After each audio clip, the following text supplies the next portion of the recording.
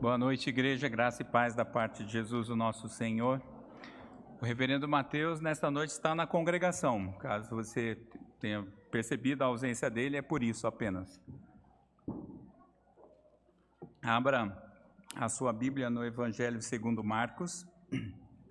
Estamos quase chegando ao final, capítulo 15, dos versículos 33 a 47. Acompanha a leitura da palavra. Chegada a hora sexta, houve trevas sobre toda a terra até a hora nona. À hora nona, clamou Jesus em alta voz: Eloi, Eloi, lama sabactani, que quer dizer: Deus meu, por que me desamparaste? Alguns do que ali estavam ouvindo isso diziam: Vede, chama por Elias. E um deles correu a embeber uma esponja em vinagre e, pondo-a na ponta de um caniço, deu-lhe de beber, dizendo: Deixai, vejamos se Elias vem tirá-lo. Mas Jesus, dando um grande brado, expirou. E o véu do santuário rasgou-se em duas partes, de alto a baixo. O centurião, que estava em frente dele, vendo assim expirar, disse: Verdadeiramente, este homem era o Filho de Deus. Estavam também ali algumas mulheres observando de longe, entre elas Maria Madalena, Maria, mãe de Tiago, o menor, e de José, e Salomé, as quais, quando Jesus estava na Galileia, o acompanhavam e serviam, e além destas, muitas outras que haviam subido com ele para Jerusalém. Ao cair da tarde, por ser o dia da preparação, isto é, a véspera do sábado, vindo José de Arimateia, ilustre membro do Sinédrio, que também esperava o reino de Deus, dirigiu-se resolutamente a Pilatos e pediu o corpo de Jesus.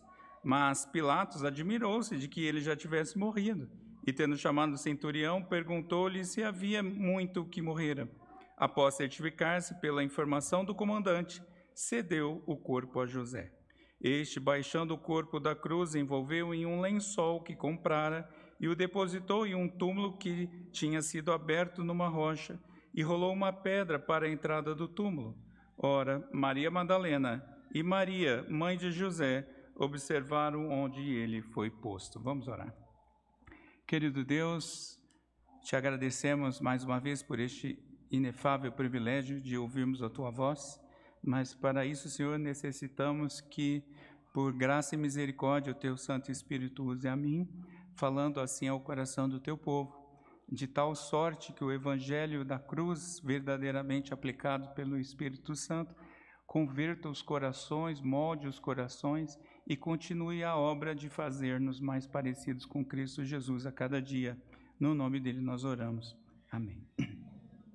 Crianças, o desenho desta noite é um atleta na primeira posição do pódio. Para as crianças que ainda não lembram o que é pódio, pódio é aquele degrauzinho que fica o primeiro, o segundo e o terceiro atleta quando ganham as provas esportivas. Então, os pais ajudem aí as crianças. Nós vamos fazer isso. E o atleta tem que estar com uma medalha de ouro pendurada. Eu quero ver a medalha depois, hein? E eles vão fazer isso porque nós vamos ver sobre a vitória mais importante de toda a história. Se tem uma coisa que leva os pais às lágrimas, é a primeira medalha de participação do filho ou da filha numa prova esportiva, mesmo que ele tenha ficado em último lugar. Eu já chorei muito por isso, assim, né? Por exemplo, na prova de judô, que ele apanhou de todo mundo, de natação, que quase afogou na prova, na corrida, que chegou muito tempo depois do penúltimo. Mas acho que você já fez isso ou já viu isso. Na torcida, eles são os pais dos campeões. Eles gritam, eles incentivam, eles mostram para todo mundo: aquele ali é meu filho. Tipo assim, aquele último é meu filho. Vai, filhão. E assim vai, né? E eles vão fazendo isso porque eles acabam considerando, ou nós pais acabamos considerando, que aquela medalha de participação é mais valiosa que uma medalha de ouro, por exemplo, de uma Copa do Mundo. E no final, eles com aquela medalhinha de participação, ouvem dos pais algo assim: filhão, você é o nosso campeão.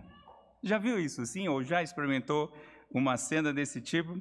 Nós vamos ver nessa noite, meus irmãos, a história de um filho que venceu a prova mais difícil de toda a história da humanidade, toda a história do universo. E essa história, curiosamente, foi registrada pelos 4 evangelistas. O final do livro de Marcos é o final da história de Cristo como aqui na Terra. Então, os evangelistas foram contando os detalhes e isso nos ajuda muito.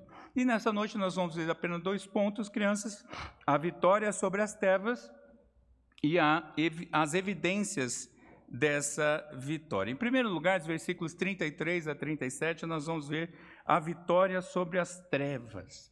Eu quero que você exercite comigo a mente, a imaginação, e vamos entrar um pouco mais nesse texto. Em primeiro lugar, nós temos aqui o avanço das trevas. Diz o texto que as trevas estavam instaladas sobre toda a terra. Nós não sabemos se é literalmente sobre toda a terra. Eu não tenho o menor problema com essas coisas, meus irmãos. Eu acho, particularmente, que foi sobre toda a terra, porque era sobre os pecados de todo mundo que o juízo estava sendo feito. Mas isso aconteceu do meio-dia até as 3 da tarde, conforme Amós tinha profetizado. E, obviamente, foi algo sobrenatural. Eu não sou do grupo que fica acreditando que naquele dia aconteceu um eclipse, que não sei das quantas. Não, Deus é suficiente para fazer algo sobrenatural dessa natureza. E tem um comentarista chamado Douglas Webster, ele disse algo fantástico. Ele diz assim: no nascimento do Filho de Deus, houve luz à meia-noite. Na morte do Filho de Deus, houve trevas ao meio-dia. E assim as trevas estão chegando. E trevas, meus irmãos, nas Escrituras, normalmente, elas sinalizam, elas apontam para o juízo de Deus. Por exemplo, a 9ª praga na saída do povo do Egito, do Êxodo, trevas sobre todo o Egito por 3 dias. O texto diz lá em Êxodo 10 que os egípcios não viam uns aos outros, mas havia luz na casa dos hebreus. Coisa fantástica que Deus faz, não é? Porque ia haver juízo e logo depois o cordeiro ia ser sacrificado. O Senhor Jesus, aqui no Evangelho de Marcos mesmo, capítulo 13, versículos 24 e 25, quando ele está falando do dia final, do dia do juízo, ao final da grande tribulação, o sol e a lua escurecerão e as estrelas cairão antes da sua segunda vinda, antes do dia do juízo final. E Judas, versículo 13, diz que isso tudo vai ser seguido da escuridão das trevas, reservada aos perdidos para sempre. O povo de Deus não é o povo das trevas. O povo de Deus é o povo que anda na luz. As trevas é coisa para os perdidos. E as trevas estão chegando. Entra comigo nessa imagem, as trevas estão chegando. Se fosse uma igreja neopentecostal, eu tinha combinado para apagar as luzes, né? Mas a gente não precisa disso. Mas as trevas, meus irmãos, têm uma razão de ser, e o terror das trevas está sendo conhecido por Cristo. O juízo por conta de todos os pecados, de todos os eleitos, de toda a história da humanidade, desde o Éden até o dia do juízo, caiu sobre Cristo, naquele momento das trevas. É isso que está acontecendo, meus irmãos. O meu pecado, o seu pecado, o pecado de todo o povo de Deus, de toda a história, está caindo nas costas de Cristo ali, naquele momento da escuridão. Essa é a dificuldade que Cristo está experimentando. É algo tão sombrio que Jesus, em sua humanidade, é claro, sente como se o Pai o tivesse abandonado. Eloi, Eloi, lama sabachthani, Deus meu, por que me desamparaste? Salmo 22, versículo 1. Aliás, esse texto de hoje está cheio de conexões com o Antigo Testamento. A angústia, lembra da angústia no Getsemane, que Jesus estava orando, até transpirou sangue? Aquela angústia agora virou realidade no Calvário. Cristo está gemendo pelo meu pecado, pelo seu pecado nas costas dele. Cristo está sofrendo. É isso que está acontecendo nesse momento. E ali, meus irmãos, esse texto é dificílimo de interpretar, porque nós não sabemos exatamente o que o Senhor quis dizer com me desamparaste. Mas, algo que a gente pode depreender tranquilamente. A palavra aqui dá a entender a um lamento de quem depende do Pai, e não de uma acusação contra ele. O Mulholland, que é um comentarista, ele dá uma historinha, e é apenas uma historinha, que pelo menos me ajudou muito a entender isso. Os pais estavam com um bebezinho, e a gente tem experimentado isso aqui na igreja, só que esse bebezinho ia para a UTI por uma cirurgia extremamente complexa, e os pais não poderiam entrar. Naquele momento em que o filho está ali na mesa de cirurgia, ele está desamparado pelos pais, mas não sem o amor dos pais. Jesus estava ali na cruz porque ele tinha que cumprir a obra da redenção. E ali ele está como homem, Deus homem, a humanidade de Cristo ali está no meu lugar e no seu lugar, e Cristo geme, e ele sente o peso desta obra. Mas não para por aí, a humilhação promovida pelos servos das trevas está acontecendo. Eu vou citando também os evangelhos. João, capítulo 19, 28, o texto ali nos informa que Jesus disse neste momento: tenho sede. Jesus falou algumas frases na cruz, e uma delas foi essa: tenho sede. E então um dos que estavam ali enxergou a esponja num vinho barato. Meus irmãos, aqui parece ser a bebida que os centuriões tomavam. Eles não tinham grana para melhor qualidade, eles tomavam um vinho azedo, com sabor avinagrado. Acho que é essa a palavra, avinagrado. Então, é isso que está sendo posto para Cristo, e eles põem isso na ponta de uma vara, leva até a boca de Cristo, e Cristo bebeu. Salmo 69, 21. Porque isso está cumprindo toda a palavra. E lembrando do sermão do reverendo Mateus, o bullying continua sobre Cristo. Eles dizem: deixai, vejamos se Elias vem tirá-lo, porque as palavras de Jesus, aquele texto que ele proferiu, aquela fala que ele proferiu, alguns talvez tenham ouvido a palavra Elias, e existia uma crença na tradição deles, hebreia ou judaica, que eles acreditavam que Elias, por não ter morrido e ter ido para o céu, ele vinha resgatar aqueles que sofrem grandes problemas. E havia essa crendice lá. Então eles estão aqui, vamos esperar, ver se Elias vem buscá-lo. Não dá nada não ajuda não. Mas, meus irmãos, é nesse contexto todo, e a gente poderia falar disso muito mais, é que Jesus dá então um grito, um brado, um grito de chamamento. E eu estou juntando aqui João, Lucas e Mateus para a gente entender essa cena toda. Jesus dá, porque Marcos, lembra que Marcos é muito sucinto, Marcos é o evangelho rápido, não é? Então Jesus dá um brado, tetelestai, está consumado. É isso que Cristo grita, está consumada, a obra foi feita. Depois ele ainda diz, isso primeiro, segundo tetelestai, segundo João, capítulo 19, versículo 30. Mas segundo Lucas, ele ainda diz: Pai, nas tuas mãos entrego o meu espírito. E em seguida, Mateus explica um pouquinho melhor, entregou o espírito, ou expirou. Marcos só diz isso, expirou. Mas foi naquele momento que o juízo de Deus foi completamente realizado. A ira de Deus totalmente satisfeita. Hoje na IBD a gente teve, numa das salas, uma pergunta boa, e eu fiquei pensando sobre o sermão de hoje, porque às vezes a gente se confunde, né? No Antigo Testamento acontece alguma coisa meio sinistra, Deus vai e fulmina todo mundo. Desaparece da face da terra. Aí no Novo Testamento não acontece mais, né? Aí a gente fala, as coisas ficaram mais leves, mais suave. A gente precisa lembrar, meus irmãos, Sabe por que você não é fulminado e por que eu não sou fulminado? Porque Cristo foi fulminado. Cristo foi fulminado aqui na cruz. Todos os nossos pecados na costa de Cristo. Então lembre-se, quando você infelizmente pecar, Cristo pagou no seu lugar. Por isso que não vem um raio do céu. Não precisa temer vir um raio do céu, porque algo pior já aconteceu. Caiu sobre as costas de Cristo. A ira de Deus contra o pecado caiu sobre Cristo.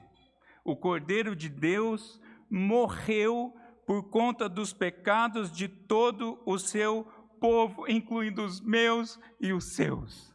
Cristo morreu por conta dos pecados. Quem se lembra do dia em que a seleção brasileira de futebol ganhou o Tetra? 1994. Um grito de vitória estava entalado ali por 24 anos. 24 anos que Copa após Copa o Brasil vinha perdendo. Agora ele volta ao lugar mais alto do pódio mundial no futebol. Agora ele é o primeiro, ele é o campeão mundial. E aquela alegria foi celebrada em todo canto do país. Se você estava vivo e tinha alguma idade, eu acho que você deve ter feito algum tipo de celebração. As igrejas, às vezes, se juntaram para pôr telão e assistia juntos jogos, esse tipo de coisa. Mas, na época, o Senhor ainda não havia me alcançado e eu estava, então, em bares, onde passava os jogos. E aí, meu irmão, aquele dia foi próximo do coma alcoólico, porque era celebração, o Brasil ganhou. Ganhou! Eu não vou repetir aquele certo narrador de uma certa televisão de canal aberto, né? É tetra! Celebração, todo mundo achando aquilo o máximo. Quanta alegria naquele dia, ou pelo menos parecia ser uma alegria.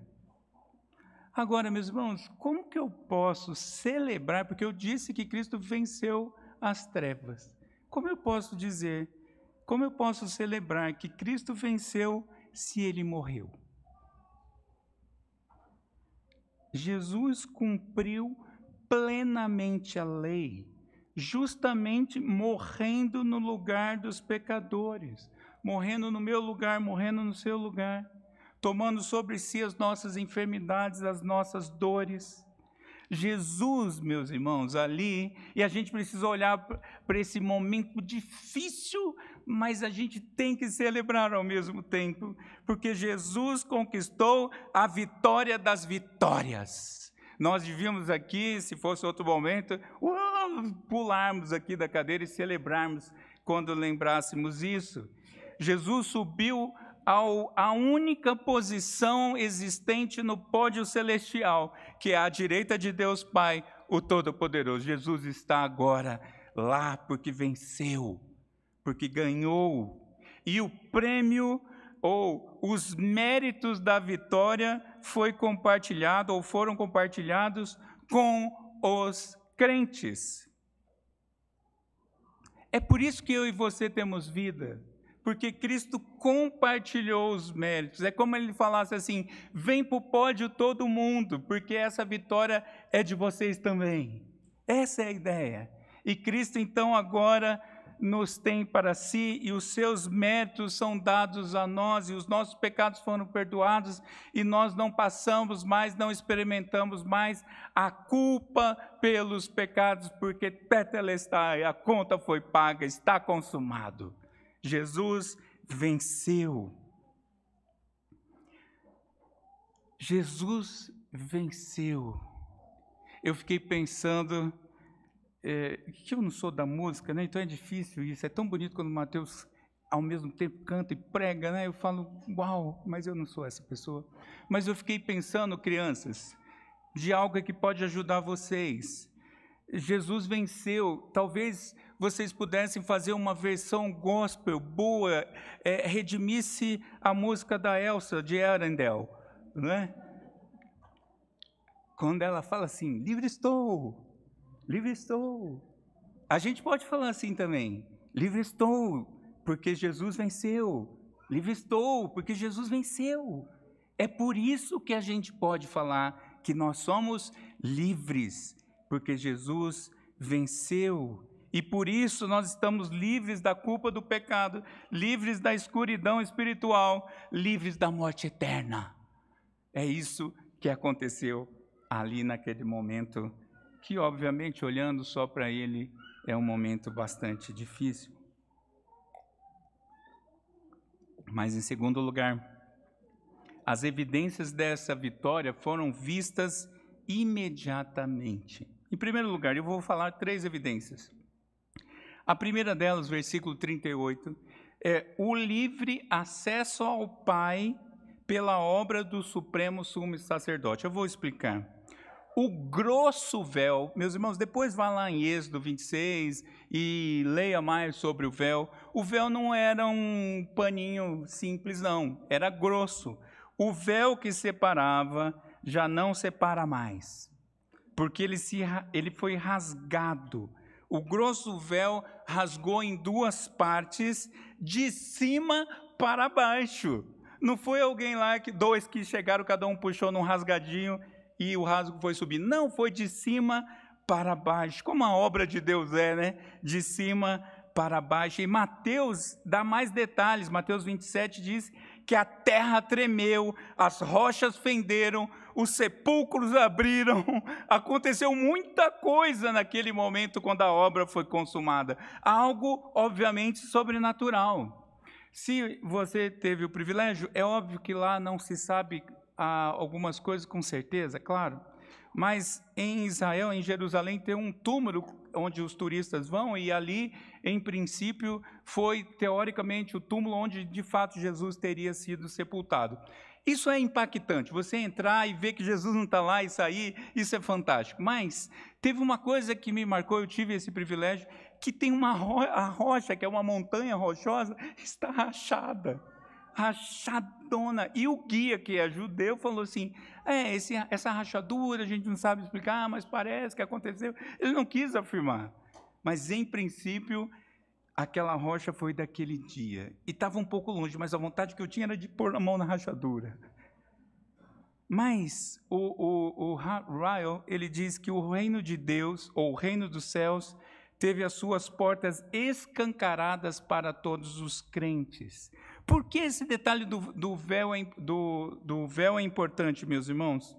Porque o véu era a parede, era o limite de onde uma pessoa podia ir, um homem no caso, porque passar para o outro lado do véu, só o sumo sacerdote, uma vez por ano, se ele tivesse impecável, se tudo tivesse dado certo, se todas as celebrações, todas as providências, se ele não tivesse pecado, ele entraria e voltaria, porque senão ele só entra, depois morre, porque era a presença de Deus, por meio do sumo sacerdote. O sumo sacerdote levava os pecados do povo e ele passava uma vez por ano. Era só assim que se tinha contato com a presença gloriosa de Deus. Sabe o que aconteceu agora, meus irmãos? Nós temos acesso direto com o próprio Deus. Não tem mais o véu, não tem mais nada nos atrapalhando, não tem nada mais nos impedindo, e nós podemos chegar ao próprio Deus Pai Todo-Poderoso, por causa da obra de Cristo. Hebreus 6:20, eu vou ler aqui para os irmãos, diz assim o texto, onde Jesus, como precursor, entrou por nós, tendo se tornado sumo sacerdote para sempre, segundo a ordem de Melquisedeque. Jesus é o sumo sacerdote. E ele adentrou, ele rompeu o véu, a obra dele rompeu o véu, agora ele chama todo mundo, vem, pode entrar todo mundo. Por isso que eu e você podemos orar o quê? Pai Nosso. Você não podia antes. Ninguém poderia fazer essa oração sem Cristo. Ninguém pode. Mas nós podemos porque Jesus escancarou as portas do trono da graça. E por isso ele, como sumo sacerdote, nos leva até o Pai. Por isso, essa é a primeira evidência. Esse detalhezinho é muito importante. Mas, em segundo lugar, versículos 39 a 41, existiu imediatamente uma forte convicção espiritual da glória do Pai e do testemunho do Filho. O Pai e o Filho são reconhecidos e anunciados imediatamente por gentil e mulheres. Outro detalhe, dois detalhes importantíssimos. Versículo 39 diz que o centurião estava de frente dele. Lucas diz que o centurião glorificou a Deus quando Jesus expira. O santuário, acontece tudo aquilo e então o centurião dá essa declaração glorificando a Deus e ele afirma publicamente, verdadeiramente, este homem era o Filho de Deus. Abra comigo Marcos, capítulo 1, versículo 1. Marcos 1, versículo 1. Diz assim o texto. Princípio do Evangelho de Jesus Cristo. Vamos ler juntos. Princípio do Evangelho de Jesus Cristo, Filho de Deus. O Evangelho de Marcos começa com essa afirmação. Passa todo o tempo Marcos afirmando Filho de Deus, Filho de Deus, Filho de Deus, e ninguém ainda tinha falado isso. O primeiro a falar é um centurião, da boca de um gentil saiu glorificação ao Pai e saiu testemunho ao Filho. Nós não sabemos, diz, curiosamente, a tradição diz que Jesus... Ou que esse centurião realmente se converteu e serviu à igreja, mas isso é tradição. De um jeito ou de outro, meus irmãos, da boca de um gentil, logo após isso, ele reconheceu que era ali o Filho de Deus. O único equívoco dele, porque ele ainda não era discipulado, é porque ele disse que ele morreu. Ele ainda não sabe que Jesus vai reviver. Mas também tem um outro testemunho importante, que são os das mulheres. Que não, meus irmãos, prestem atenção nisso, as mulheres não eram aceitas como testemunhas oculares em tribunais. Se você vem com a sua biga romana, muito depressa nas ruas, e atropela alguém e morre, aí você vai para o tribunal, chama uma mulher como testemunha, ela falou, não, foi a pessoa que passou na faixa errada. O juiz ia falar, não, testemunho de mulher aqui não tinha um homem para ver. Entende, meus irmãos, que isso aqui é muito maior do que pode parecer? E as mulheres foram testemunhas. E vejam, meus irmãos, isso foi registrado pelos 4 evangelistas. Maria Madalena, Maria mãe de Tiago, o menor, e de José, e Salomé. 3 ficaram com os nomes marcados na história. E o texto ainda diz que mais outras tantas mulheres, algumas delas acompanhavam Jesus desde a Galileia. Tem mulher no grupo dos discípulos de Jesus, não tem no grupo dos apóstolos, mas o grande grupo que andava com Jesus, obviamente que tinham mulheres, e essas mulheres agora estão testemunhando. Meus irmãos, hoje em dia, isso pode não parecer muito, mas esses registros aqui, eles são importantes evidências deste momento histórico único. Mais gente viu a Cristo, reconheceu Cristo como Senhor. E veja, Marcos dá destaque não só aos gentios, mas também às mulheres. Mas entenda, perceba, não se trata de discurso humanista da inclusão das minorias. Não é isso que Marcos está fazendo. Marcos está mostrando a extensão do amor de Deus e do reino de Deus. Não importa, homens e mulheres, judeus e gentios, de todos os cantos, vão reconhecer Cristo. E agora isso já está acontecendo. Imediatamente Cristo está crucificado, isso já está acontecendo. Mas em terceiro lugar, meus irmãos, uma outra evidência é do serviço visível, ousado e excelente. O serviço dos discípulos é uma evidência da obra de Cristo. Alguns detalhes para a gente entender. O texto diz que a sexta-feira não acabou ainda. Tem pelo menos 3 horas, por 15 horas da tarde, até as 18, que é onde acaba o dia para o judeu, mais ou menos, ou até o sol se pôr. Então, a sexta-feira não acabou ainda. Deuteronômio 21, versículos 22 e 23, ele vai nos dizer que, assim, que os que foram pendurados no madeiro deveriam ser enterrados antes do sábado, para que não contaminasse a terra de Deus que ele deu por herança. A lei do Senhor já dizia que não podia sepultar alguém no sábado. E Jesus morre rapidamente. Por isso que até Pilatos falou, mas já? Às vezes ficavam 2, 3 dias agonizando na cruz. Esse era o deleite do povo. Mas já? Sim, tinha que ser já, porque o sábado ia chegar. E aí, então, essa é a lei de Deus. Mas tem um outro detalhe. A lei judaica, não a palavra de Deus, a lei judaica, proibia o sepultamento de criminosos em sepulcros, em túmulos familiares.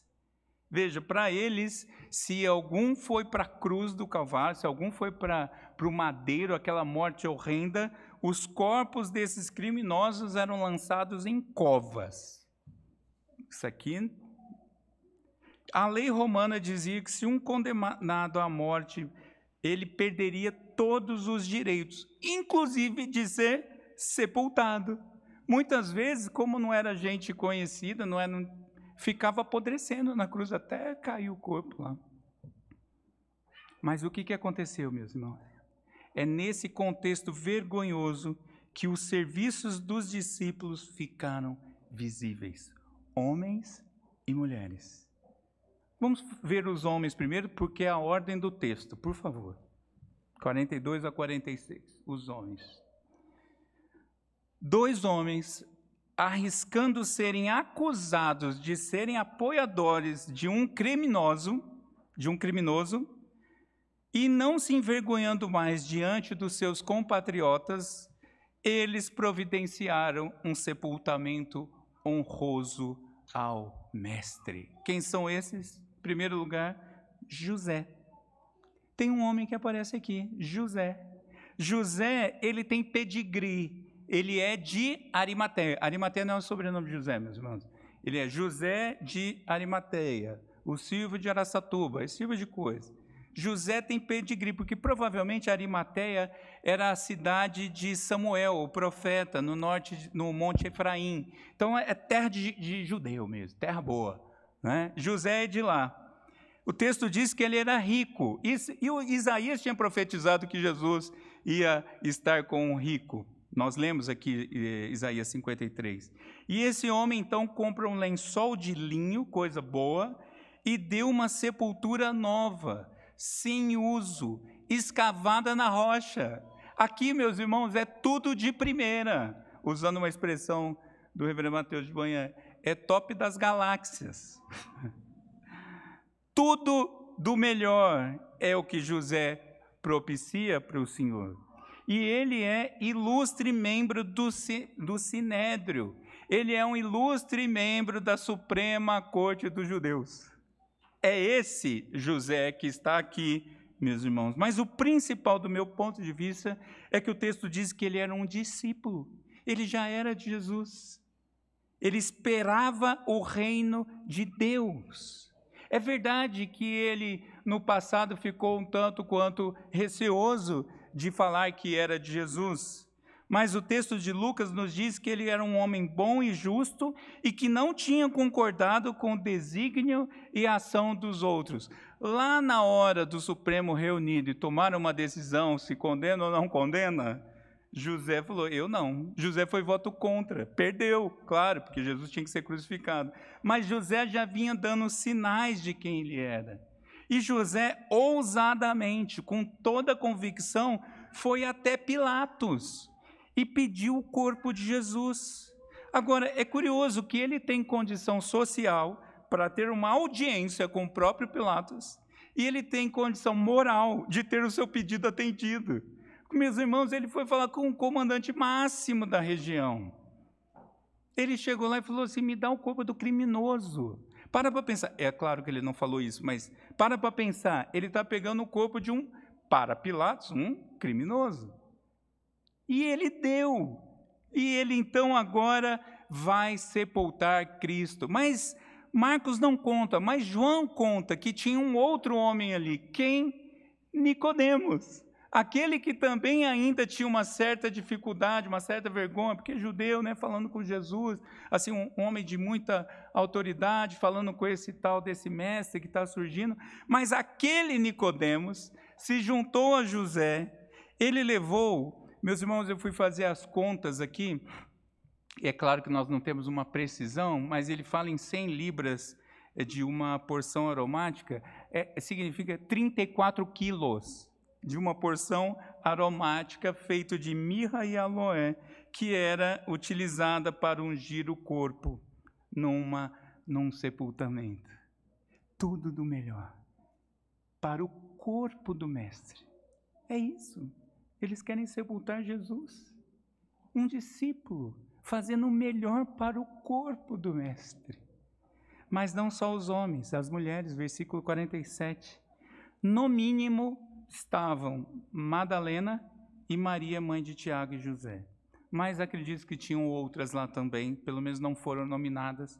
E essas mulheres foram o quê? Testemunhas oculares do exato local do sepultamento. Essas mulheres fincaram o pé. Eu vou esperar, eu vou ver onde vai ser sepultado, vou ficar até fechar. Quando rolaram a pedra, aí que elas saíram, porque depois no sábado elas iam embalsamar o corpo do mestre, mas elas fincaram o pé. Meus irmãos, nós estamos falando dessas mulheres com plena convicção que elas querem servir o mestre, então elas não podem errar e vir num túmulo errado depois. Elas ficaram ali olhando. É claro que corriam risco, mas elas ficaram ali para ter certeza do lugar onde o mestre foi sepultado. Dizem, e eu estou com o tema futebol em mente. Você vai gostar, Levi. Dizem que a seleção brasileira de futebol ganhou a Copa Mundial em 21/6/1970. Como você pode acreditar nisso? Como você acredita que o Brasil ganhou o Mundial? Eu nasci quase 2 meses depois dessa data aqui, então eu não podia ser, obviamente, testemunha. Poucos aqui, nesta noite, têm condição técnica para ser testemunha ocular disso. Então, você, jovem, que não acredita em algumas coisas, como você acredita que o Brasil ganhou esse Mundial? Eu vou te dizer por quê. Por conta de evidências. Fotos, vídeos, matéria de jornais, medalhas, selos comemorativos e, principalmente, uma declaração da FIFA. Você entendeu o que eu falei? Para quem acha que não tem Mundial. Mas você acreditou que você, jovem, acreditou que o Brasil foi campeão em 70, não acreditou? Você estava vivo? Você estava vivo? Não estava, eu não estava. Mas as evidências, é claro, as evidências nos garantem isso, por isso a gente curte essa data. Agora, como que nós sabemos que Cristo venceu a morte? Por evidências. Primeiro, acesso ao Pai. É porque Cristo morreu que nós temos uma mediação de Cristo, é que nós podemos recorrer diretamente ao Pai, Pai nosso que está no céu. É por causa disso, meus irmãos, eu já havia comentado isso. Mas, em segundo lugar, é por conta da mesma convicção espiritual. Gente de toda parte da terra, como diz Paulo em Gálatas, glorifica ao Pai e declara reconhecer Cristo como Filho de Deus. A minha conversão foi tardia. Um dia, um clique do Espírito Santo me faz acreditar piamente em Cristo. Piamente, a ponto de... foi nas férias da faculdade. Eu era o promotor da bagunça. Quando eu voltei, eu era crente. E aí o pessoal, vamos lá. Eu falei, não, agora eu sou crente. Não, mas não é possível. Não, não vou, agora eu sou crente. Aí o pessoal ficou confuso. Até hoje eu olho e falo, como que eu piamente, eu acreditava piamente. em Cristo. Não é assim com você? Você não crê piamente em Cristo? Isso é tão verdade, meus irmãos, que existem mártires cristãos. Gente que dá a vida por Jesus hoje, Afeganistão, outros lugares. Gente que eu sou de Jesus. Se você falar isso de novo, você morre. Eu sou de Jesus. Pá! Morreu. Mas por que alguém fala isso? Convicção do Espírito. Isso é porque Cristo venceu, meus irmãos. Não é por outra razão. Às vezes a gente esquece um pouco a importância da cruz. Sim, eu amo a mensagem da cruz, porque ela me lembra a obra de Cristo. Mas não só isso, meus irmãos, um serviço visível, ousado e excelente do povo de Deus. Continua acontecendo a mesma coisa. A obra do povo de Deus é visível, ela não fica às ocultas. Pregação do Evangelho, adoração comunitária, adoração familiar, Bíblia no celular, pregação nas ruas, tudo é público. Se você for com celular, você vai morrer, morre. Mas a gente dá visibilidade para o reino de Deus. Eu não me preocupo mais com nada. Eu quero só que o meu Senhor seja glorificado. Esse é o serviço do povo de Deus. Mas não só isso, é um serviço ousado, que assume riscos. Assume os riscos do discipulado. Pensa que é fácil discipular um novo na fé? Não, mas é assim mesmo. Vamos lá, continua, firme nas promessas de Jesus. Ousadia nas obras de misericórdia, o povo de Deus abençoando outras pessoas, ousadia para amar os inimigos. Nós somos diferentes, a gente ama inimigo, isso é estranho para o mundo, é ousado, mas também excelência. Nós fazemos o melhor, porque é para Cristo, o próprio Senhor. É para que Cristo seja glorificado, para que Cristo seja visto. O melhor servidor público, o melhor servidor da iniciativa privada, o melhor motorista, o melhor piloto de avião, o melhor vereador, o melhor deputado, o melhor senador. Eu faço tudo isso, eu sou o melhor, o que vai segunda-feira feliz para o trabalho, firmes na promessa de Jesus, vamos trabalhar, segundou. Por que o crente fala isso? Porque ele está fazendo para Cristo, isso evidencia a vitória de Jesus. Quando você estiver aí fora, lembre-se que você é uma evidência viva, que Jesus venceu. Tudo que você faz, as melhores crianças, as melhores notas, os melhores trabalhos para a turma que estuda em casa, os melhores deveres bem feitos. Você, universitário, não vai naquele raio daquele chat, não sei das quantas, vai estudar a criatura, porque é para a glória de Deus que você faz, você queima seu cérebro para a glória de Deus. O seu mestrado, seu doutorado, seu qualquer outro lado, é para a glória de Deus. Isso evidencia que Jesus venceu. Meus irmãos, vamos celebrar a vitória de Cristo com muito mais alegria, muito mais disposição do que uma Copa do Mundo. A gente precisa sair daqui animado. Jesus venceu, a gente tem que celebrar, a gente tem que contar para as crianças, a gente tem que contar para os outros, a gente tem que contar para os colegas de trabalho, que vai falar, lá vem o crente de novo com aquela história que Jesus venceu. Jesus venceu. É mais do que tetra, é mais do que penta, é mais que qualquer outra coisa. Jesus venceu. Vamos celebrar isso, meus irmãos. Vamos dizer para todas as pessoas, em todo canto do mundo, de que Jesus venceu e vive está. Por isso nós somos livres. Louvado seja o nome do Senhor. Vamos orar.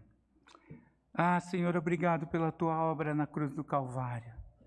Ela foi tão grande, Senhor, ela é grande demais ainda hoje para as nossas mentes, para os nossos corações, mas, Senhor, cada dia mais aumenta a nossa convicção, aumenta o nosso conhecimento, aumenta a nossa disposição, aumenta a nossa alegria pela vitória de Cristo. E por conta disso somos livres. Aumenta tudo isso nas nossas vidas, Senhor. Nós te pedimos em nome dele, Jesus, o Senhor. Vamos pôr em